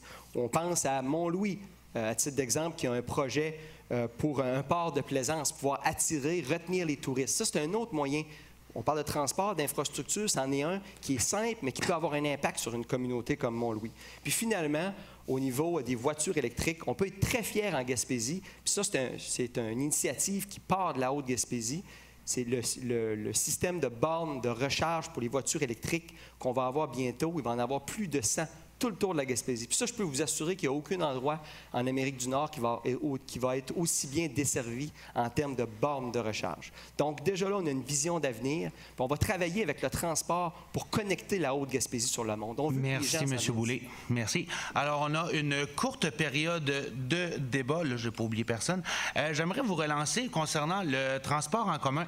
On sait très bien que Orléans Express dit avoir énormément de difficultés à être rentable en Gaspésie puisque les autobus sont souvent vides. Les MRC doivent payer pour que les autobus arrêtent à certains arrêts supplémentaires, comme celui de Capcha. Est-ce que c'est un modèle viable tel qu'il est actuellement et qui devrait défrayer la facture pour le transport, justement, interurbain des citoyens de la Gaspésie? Peut-être commencer par M. Blanchet et ensuite les autres. Je pense qu'il y a une solidarité provinciale à avoir. Si c'est plus payant, certaines lignes en ville, bien, c'est correct si c'est pas payant, les lignes ici. On n'a pas beaucoup de monde, il n'y a pas assez de densité de population. Puis si on veut avoir un service de qualité d'autobus, malheureusement, ça ne peut pas être rentable. Puis c'est ça le rôle d'un gouvernement, c'est de soutenir les places comme ici où est-ce que ça ne peut pas être rentable pour quand même avoir un service de qualité.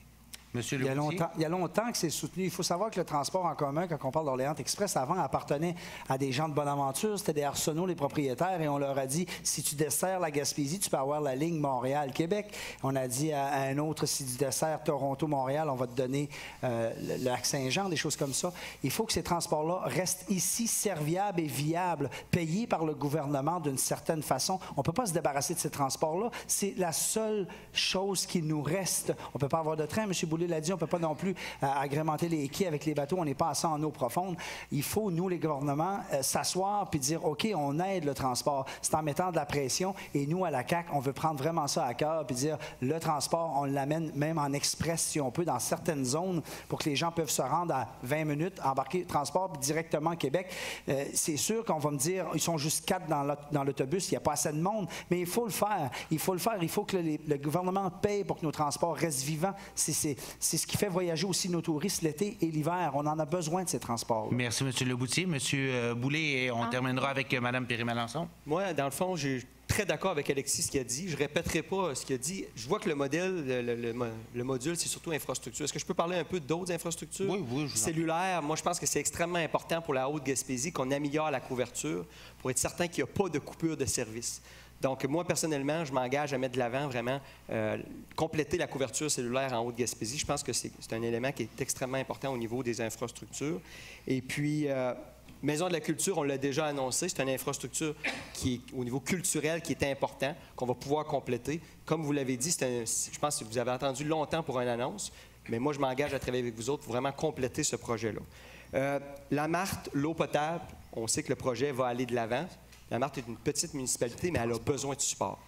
Puis finalement, Aqueduc et Égout aussi, dans le coin de Capcha, il y a un projet qu'il va falloir supporter puis mettre de l'avant. Merci, M. Boulay. Alors, Mme Péry-Malençon? Oui, donc oui, je suis déjà sensibilisée aussi à tous ces dossiers-là, mais je vais revenir sur la question des transports. Oui. La question des transports, c'est pas compliqué, ça prend une réelle volonté politique. C'est pas normal qu'on se bat pour des petites pacotilles présentement. Là, on est là à essayer de sauvegarder le train. Pendant ce temps-là, vous, la population de la Haute-Gaspésie, vous n'êtes pas capable d'avoir d'autres projets d'infrastructure qui vous concernent plus précisément. Donc, c'est vraiment une vision d'ensemble que ça prend d'un gouvernement fort. Alors, le Parti québécois en est un de vision. Alors, il y a ça. Puis comme j'ai parlé déjà de soutenir le projet de la régime, il y a beaucoup de comités qui se sont mis en place aussi dans la population pour essayer de sauvegarder les dessertes qu'on avait d'Orléans Express. C'est sûr que nous, on s'engage à tenter de maintenir le plus possible nos dessertes ici dans les municipalités. Puis je vais en profiter pour parler rapidement d'un autre problème.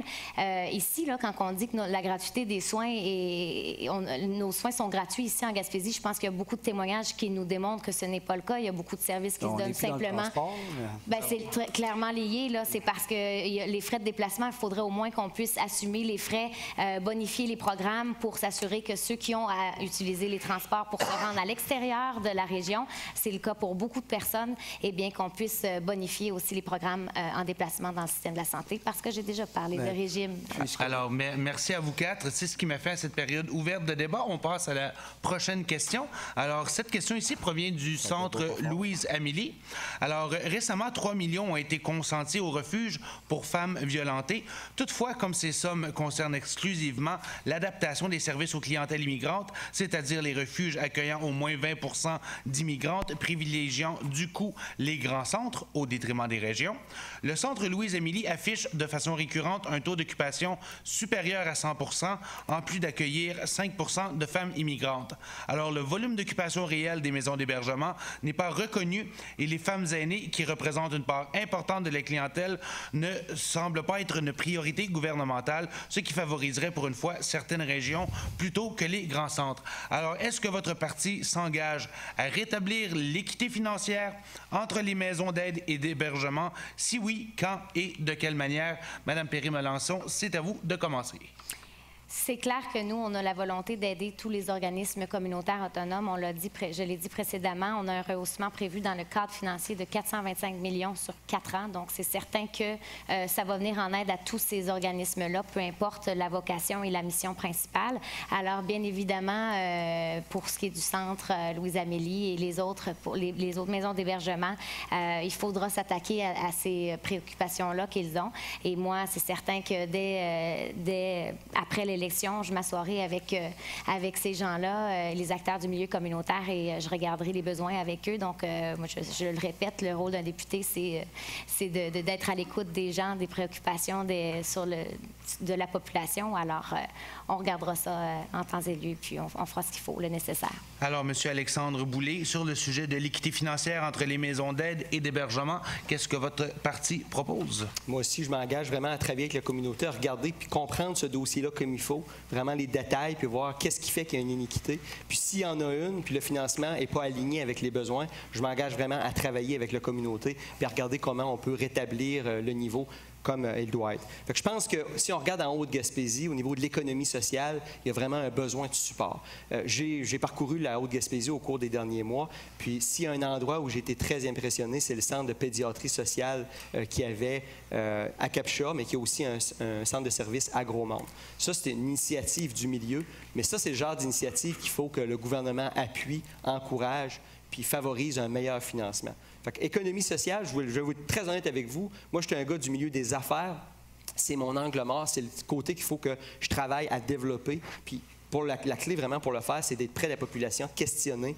Puis, je pense que je l'ai déjà démontré en parcourant le territoire, que j'avais un grand intérêt pour l'économie sociale, comprendre puis supporter la région. Puis, je m'engage vraiment à le faire. Puis ça, je pense que c'est un exemple sur lequel je vais travailler. Alors, Alexis Dumont-Blanchet, on revient. Je vous relance avec la question. Qu'est-ce que vous vous engagez à faire pour rétablir l'équité financière entre les maisons d'aide et d'hébergement? Alors, M. Blanchet? Bien, Monique, je te dis oui et bientôt. On va travailler fort. Comme on le sait, Québec solidaire, c'est un parti justement qui a à cœur la lutte aux inégalités sociales. Donc, je pense qu'on est extrêmement crédible là-dedans. On est issu du monde communautaire. On connaît très bien les réalités du monde communautaire et je vais pas me vanter, mais je connaissais aussi le communautaire. Donc, j'aimerais ça entendre ta définition du développement social, Alexandre, mais ça sera une autre fois, je pense.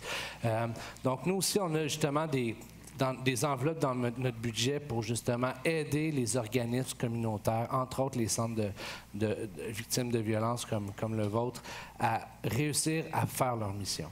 Puis aussi, pour les salaires des employés, ça, c'est aussi important. Je sais que dans votre centre, vous avez quand même les emplois ont quand même des conditions de travail intéressantes. Par contre, ailleurs, dans le communautaire, on sait qu'ils sont souvent au salaire minimum. Mais vous accotez quand même un peu les salaires du réseau, pas? Non? Non, vous n'accotez pas les salaires? Non? Bien, on va changer de pays. Oui. Mais je pense que c'est important d'augmenter justement les salaires de ces personnes-là qui travaillent dans le communautaire. Ils travaillent très fort et puis c'est pas normal qu'ils soient payés aussi bas que ça. Alors, M. Leboutier, sur la question de l'iniquité qui règne dans les maisons d'aide et d'hébergement pour femmes violentées. Bien, nous, dans le communautaire à la CAQ, il n'y a pas juste les femmes violentées que je respecte beaucoup. Il y a plusieurs choses. Ça peut être les joueurs compulsifs, ça peut être des gens, les alcooliques anonymes, mais tout ce qui est... Tu sais, on se retrouve avec des problèmes communautaires. On dit que ça prend un meilleur soutien, ça prend une plus grande reconnaissance puis une simplification surtout des procédés administratifs pour que l'obtention des financements soit plus facile pour les aides communautaires.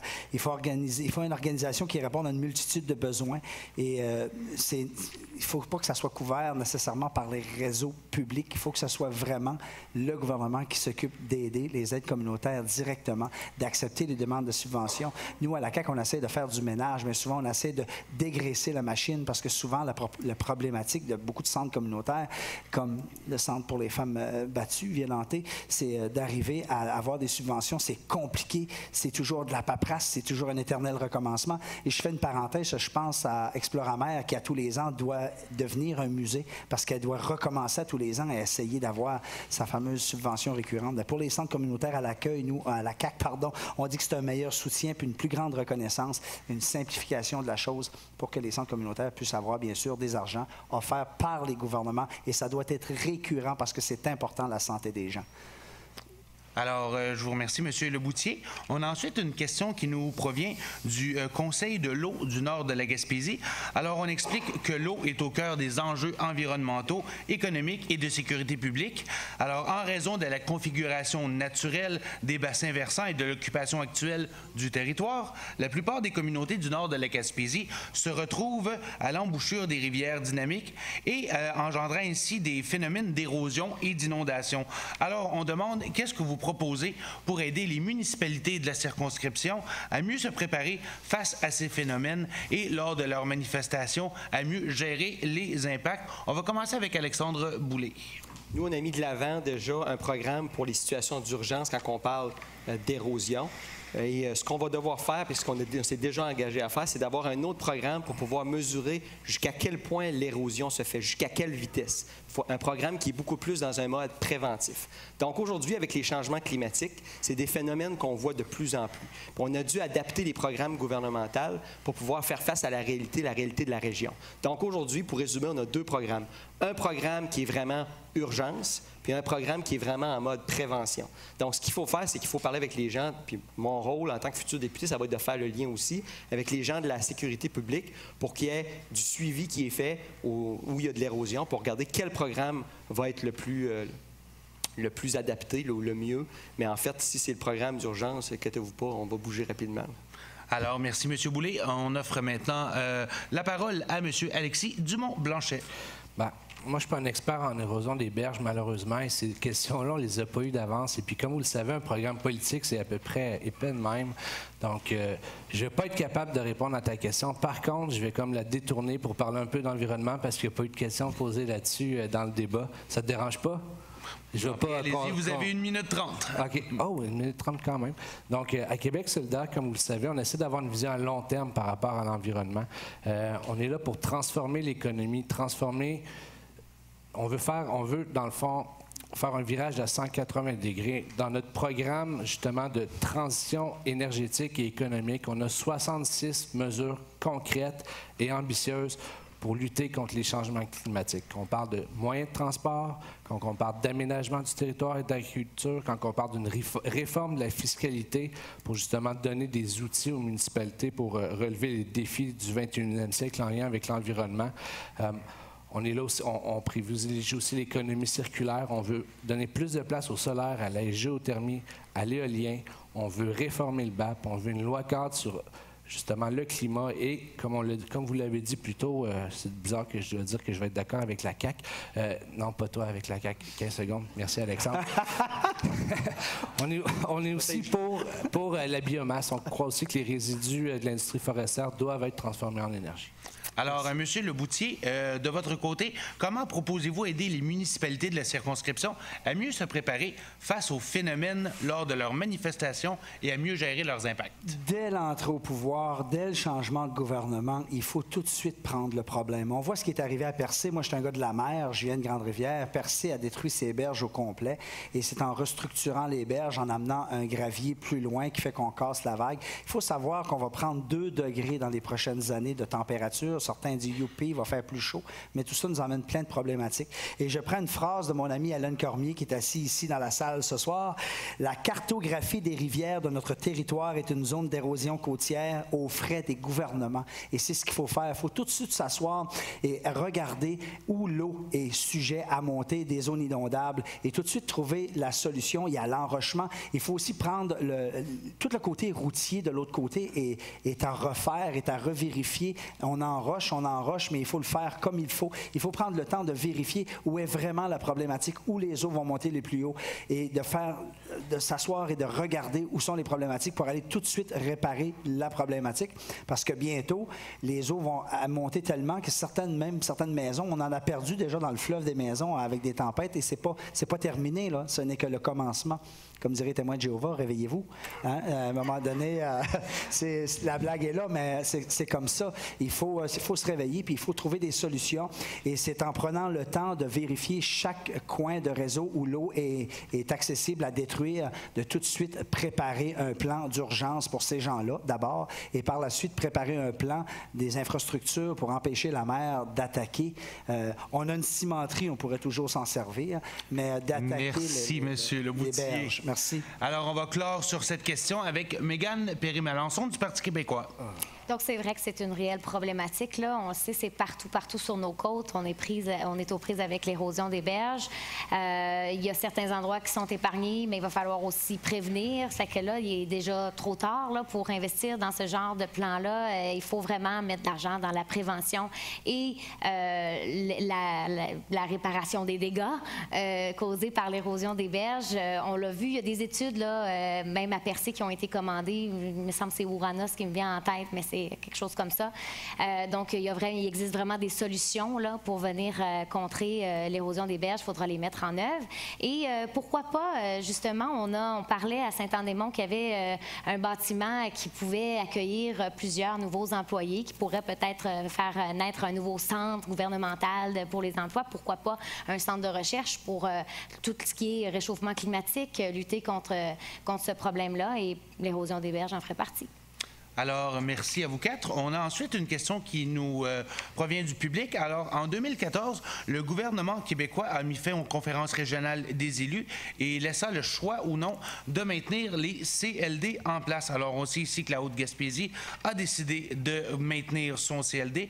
Alors, expliquez-nous comment vous voyez le rôle des CLD aujourd'hui comme organisme de développement économique et quels sont vos engagements par rapport à une éventuelle reprise de financement pour ces organismes-là. On va débuter avec M. Alexis Dumont-Blanchet.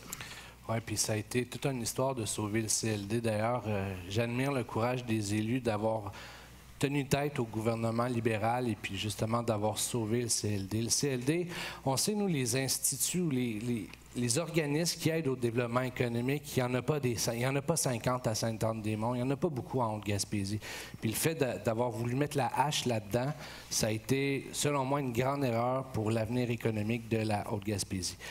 Par contre, les enveloppes ne sont pas revenues comme ils étaient à une certaine époque. Hein. Je crois que c'est à peu près 50 des enveloppes d'avant qui sont disponibles aujourd'hui. Donc, on pense que c'est indispensable de revenir puis même rehausser le financement des CLD pour qu'ils réussissent à, justement, remplir leur mission qui est d'aider les entrepreneurs de la place à se développer économiquement. Alors, merci. Monsieur Leboutier, la parole est à vous. Nous, de notre côté, on n'en a plus de CLD. Vous êtes chanceux de l'avoir. Puis nous, à la CAQ, on en a déjà parlé. On veut restructurer, on veut repartir, si c'est possible, comme c'était avant. Vous dites de ne pas parler du passé, mais là, je m'en vais vers le futur. Il faut amener du CLD un peu partout en Gaspésie parce que il y a la SADC aussi. Toutes ces choses-là font marcher l'économie, aident le petit entrepreneur, la petite entrepreneuriat, la petite PME à redécoller ces choses, à être capable de créer de l'emploi. Et je crois que nous, à la CAQ, c'est écrit noir sur blanc, on veut remettre en marche et en vigueur les CLD. Et surtout en Gaspésie, moi, je vais travailler fort sur ce dossier-là. Je n'ai pas étudié le dossier parce que sur mon côté, il n'y en a pas. Mais on veut travailler fort pour remettre la chose en marche. Puis c'est important parce que ce sont des investisseurs économiques très importants pour nos petites entreprises. Alors, Mégane Perry-Malençon, votre vision pour les CLD? CLD, il faut se rappeler que c'est de l'acronyme Centre local de développement. de développement. Donc, ça le dit, là, c'est le meilleur organisme pour développer des projets, pour soutenir nos entrepreneurs. On est chanceux d'avoir pu garder celui-là du CLD, puis ça, c'est une initiative qui vient des élus. Donc, je vous félicite également pour avoir tenu le centre local de développement en place. Alors, c'est certain que ça aide à investir dans des nouveaux projets, puis il faut soutenir ces initiatives-là et s'assurer qu'il y ait les programmes nécessaires pour venir en aide et investir, accompagner nos entrepreneurs dans leurs nouvelles activités. Donc, c'est certain que pour moi, c'est une instance qui était très importante. Puis, tout ça mène aussi à la décentralisation des pouvoirs vers les régions. Là, on parle tous de décentralisation présentement, mais il faut vraiment avoir la volonté pour ça. Et je crois que le Parti québécois est un parti qui a toujours été là pour les régions et pour décentraliser au maximum. Alors, le Centre local de développement je viens de m'en rappeler, là, ça a été mis sur pied par le Parti québécois, donc je suis très fière de ça. Et voilà, donc on va aussi réinvestir 83 millions de dollars pour décentraliser les budgets vers les municipalités, ce qui représente les coupes budgétaires régionales qui avaient été annulées par le gouvernement Couillard. Merci, Mme Mélenchon. Monsieur Alexandre Boulay, vos réflexions à ce sujet? En fait, tantôt, on disait que le gouvernement avait coupé les CLD, qu'il avait aboli les CLD. Là, on vient de comprendre qu'en fait, on ne les a pas abolis.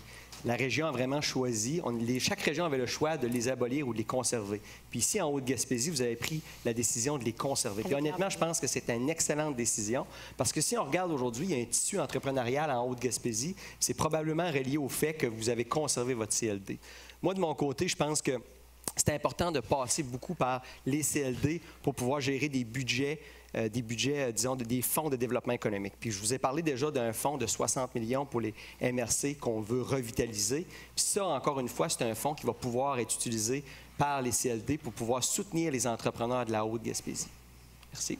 Nous, on n'a pas eu le choix, ils nous l'ont coupé, puis on s'est battu pour le garder. Mais ce que tu ne dis pas aussi, Louis, c'est que vous autres, que vous avez annoncé cette semaine, c'est que vous allez utiliser Investissement Québec.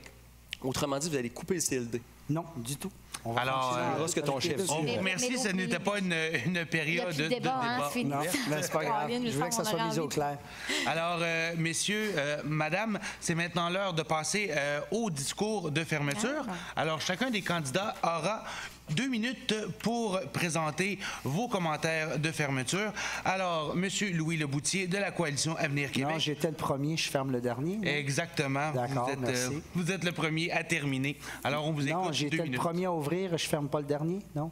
Okay, non, vous terminez en premier. OK. Est-ce que je termine en premier? Est-ce que j'ai 3 mots à dire, non? Non, vous avez tous les mots que vous voulez dire en 2 minutes. D'abord, je vais prendre le temps de féliciter les 3 personnes assises à côté de moi, puis applaudissez-les parce que c'est tout un job qu'on a fait dans le dernier mois, tout le monde. Je te félicite aussi, Louis. Merci à vous tous de nous avoir accueillis ce soir. Je m'appelle Louis Leboutillier, je suis le candidat pour la CAQ. Je n'ai pas besoin de feuilles pour vous parler. J'ai dit cet après-midi, je suis tanné de gouvernement qui nous promet, puis qui nous promet, puis qui nous coupe, puis qui nous coupe, puis quand on arrive à la dernière minute, qui lance des bonbons, puis tout va bien, puis la vie est belle, puis on va tout vous donner. J'en avais plein quand je me suis présenté pour la CAQ, puis on m'a accepté. Je me suis dit, enfin, je vais pouvoir dire au peuple ce que je ressens. Parce que je pense que ce que je ressens, vous ressentez la même chose. Vos familles, des femmes monoparentales qui vont se demander comment faire leur épicerie. Surtout quand c'est un site, ils n'ont pas le droit de gaspiller plus que 75$ par fin de semaine. Là. Des gens dans les hôpitaux. Des gens qui mangent un grilled cheese par semaine, puis on change la couche une fois par jour, puis qui ont une douche par semaine. Moi, je garde ma mère, elle a 92 ans, j'en veux pas de ça. Des employés dans des usines qui travaillent 75 heures par semaine pour être capables de sortir un thème de chômage, puis qui arrivent à la fin de l'année, puis qui tombent dans un trou noir, puis qui n'a pas d'argent pour faire son épicerie, puis qui n'a pas d'argent pour mettre de l'essence dans son véhicule. J'en veux plus de ça. J'en veux pas. Moi, je suis un gars du peuple, je suis un travailleur autonome. Je me lève le matin, il faut que je gagne ma vie, il faut que je gagne mon emploi, il faut que je gagne mon argent. Je le sais qu'est-ce que vous vivez parce que je le vis. J'avais 10 ans, moi, puis quand j'ai voulu avoir un bicycle à pédale, j'étais allé au dépotoir chercher 2 roues, mon oncle m'a fourni le frein. J'ai vécu ça, moi. À partir de là, je suis un gars du peuple. Je suis un gars qui est là pour aider mon Gaspésien. Je suis un Gaspésien pur laine comme mon père l'était. J'ai travaillé fort toute ma vie. Je suis un protecteur de l'environnement. Je suis un protecteur de tout ce qui est touristique. Et le touristique va nous amener à plein de belles choses en Gaspésie. Et lorsque ça sera le temps de voter, vous tous, c'est pour la CAQ qu'il faut le faire si vous voulez du changement. C'est le 1er octobre. Allez voter pour la CAQ. On va vous donner du changement. Il est temps ou jamais de le faire. Merci. Bonne soirée. Merci. Madame Mégane Perry-Malençon du Parti québécois, c'est à vous de faire votre allocution de clôture. Alors, je représente le Parti québécois pour lequel je suis totalement en accord avec ses convictions, son sens éthique profond, sa vision cohérente et respectueuse du futur du Québec et sa crédibilité maintes fois prouvée. Le Parti des régions et de la décentralisation. Comme la vice-chef Véronique Yvon le dit, le Parti du cœur et de la raison. Certains de mes adversaires parlent d'économie, d'économie, d'économie. Je parle de développement économique, environnemental et social. Le Parti québécois s'est toujours occupé des gens et encore aujourd'hui, c'est ce qu'on a fait. Nos engagements sont au cœur de la vie des gens. On ne garoche pas des milliards en promesses qu'on ne pourra pas assumer. On y va sérieusement. Je veux faire de la politique stratégiquement. Pour moi, il n'est pas question d'aller me battre à Québec. On ne fait plus de la politique comme dans les années 50. J'ai suffisamment fréquenté le milieu politique moderne pour savoir qu'il faut préparer des dossiers solides, négocier et travailler stratégiquement. Inquiétez-vous pas, je ne suis pas naïve. Je suis capable de rigueur et de fermeté et les gens qui me connaissent savent que j'ai une grande facilité à créer de bons liens d'affaires, à me faire apprécier et respecter. J'ai l'intention d'utiliser mes forces pour placer la Gaspésie au premier plan des développements et croyez-moi, je vais y arriver. Je me présente pour le Parti québécois parce qu'au cours des 4 prochaines années, je veux représenter les Gaspésiens. Peut-être dans un environnement politique qui ne sera pas à l'avantage des régions. Et si c'est le cas, il faudra une voix forte pour faire valoir nos droits. Je crois encore aujourd'hui qu'à titre de première femme élue à l'Assemblée nationale du Québec, dans la circonscription de Gaspé, je ferai partie du gouvernement du Parti québécois. Merci. Merci, Mme Mélençon. Monsieur Alexandre Boulay du Parti libéral du Québec. En fait, depuis 3 mois, j'ai parcouru le territoire, la Haute-Gaspésie. J'ai rencontré plusieurs de vous que je ne connaissais pas il y a 3 mois. Puis aujourd'hui, je pense qu'on a développé avec beaucoup une complicité.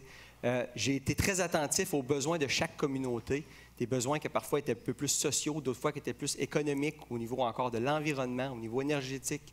Puis, je veux vraiment être un partenaire avec la Haute-Gaspésie. Puis, pour honnête avec vous autres, là, je vais être très honnête avec vous autres, j'ai un coup de cœur pour la Haute-Gaspésie. Je me donne un défi personnel de travailler avec vous pour faire avancer la région. Puis ça, c'est vraiment un engagement de mon côté, de mettre tout mon cœur, mon énergie pour que vous puissiez voir l'avenir d'un bon œil. Puis je pense honnêtement que l'avenir est bon en Haute-Gaspésie, qu'il y a quelque chose à faire. Puis c'est pas moi qui va aller rabaisser la Haute-Gaspésie, comme on a vu déjà à certaines occasions. C'est un endroit qui fait bon vivre. Il y a, avec les chic-chocs, il y a des gens qui sont merveilleux, qui ont une bonne vision, puis on va travailler ensemble. Donc moi, ce que je veux faire, je veux être votre représentant, je veux être une voix forte. Je vais être quelqu'un qui va vous représenter à Québec, qui va aider la population, puis chacun de vos élus à bien être capable de représenter les dossiers puis de faire avancer la région. Donc, ce que je veux, c'est connecter la Haute-Gaspésie avec Québec, mais aussi connecter la Haute-Gaspésie avec le monde. Tout ce que je vous demande, c'est de me faire confiance, puis vous allez voir, je vais montrer que je suis capable de vous aider. Merci beaucoup. Merci, M. Boulay. Alors, on termine avec Alexis Dumont-Blanchet de Québec solidaire. D'abord, j'aimerais remercier les citoyens de s'être déplacés en aussi grand nombre pour le débat. C'est le seul et unique qu'il y a eu en Haute-Gaspésie. Je remercie aussi les organisateurs d'avoir organisé ça. Par contre, je trouve ça un peu dommage qu'il n'y ait aucun thème qui est porté sur la santé, priorité numéro 1 des Québécois et premier employeur de Sainte-Anne-des-Monts. Je trouve ça dommage qu'il n'y ait aucune question qui est portée sur l'éducation. On en a parlé un peu. Donc, 2e plus gros employeur de la place. Dans une place comme ici, où est-ce qu'il y a le décrochage scolaire, c'est quand même quelque chose d'important. Je trouve ça dommage qu'il n'y ait eu aucune question en lien avec le développement social, en lien avec les inégalités sociales, la lutte à la pauvreté, et encore pire, qu'il n'y ait eu aucune question en lien avec l'environnement. On est en 2018. Mais par contre, j'ai espoir que pour les prochains débats, la Chambre de commerce va demander toute l'aide parce qu'il y en a beaucoup de richesses en Gaspésie. Il y a beaucoup de gens qui peuvent justement aider la Chambre de commerce à organiser le prochain débat. Il est temps que la Haute-Gaspésie se lève et qu'elle prenne sa place. Il faut arrêter de faire de la politique comme on l'a toujours fait au Québec. Il est temps que la voix de la Haute-Gaspésie se fasse entendre à l'Assemblée nationale. Il faut arrêter de se faire oublier par tous les partis qui sont passés au pouvoir. On leur a fait confiance, ils ont échoué. Si vous me faites confiance pour être votre prochain député, la voix de la Gaspésie va se faire entendre. Voter pour le Parti québécois, le Parti libéral ou la CAQ consisterait une fois de trop à noyer la voix de la Gaspésie dans une ligne de parti rigide. À Québec solidaire, la ligne de parti, elle est beaucoup moins rigide et vous pouvez être certain que je vais toujours me lever pour défendre la Gaspésie. Québec solidaire est l'avenir de la politique au Québec. J'invite tous les exclus, tous les laissés pour compte, tous les gens qu'on a laissés sur le côté de la route du progrès, tous les gens qui ont perdu confiance envers les institutions, envers le système, à faire confiance à Québec solidaire. J'invite aussi les Hauts-Gaspésiens et Hauts-Gaspésiennes à être à l'avant-garde. Votons du côté de l'espoir, votons du côté de la modernité, votons du côté du progrès social et économique. Votons d'abord pour l'avenir, votons Québec solidaire. Alors, merci, M. Dumont-Blanchet de Québec solidaire. Merci à vous tous d'avoir été avec nous ce soir. Évidemment, nous aurions pu poser beaucoup plus de questions, mais on désirait partir avant 3 heures du matin. Alors, on a dû évidemment faire certains choix. Alors, merci à vous de vous être déplacés. M. Leboutier, Mme Melançon, M. Boulay, M. Dumont.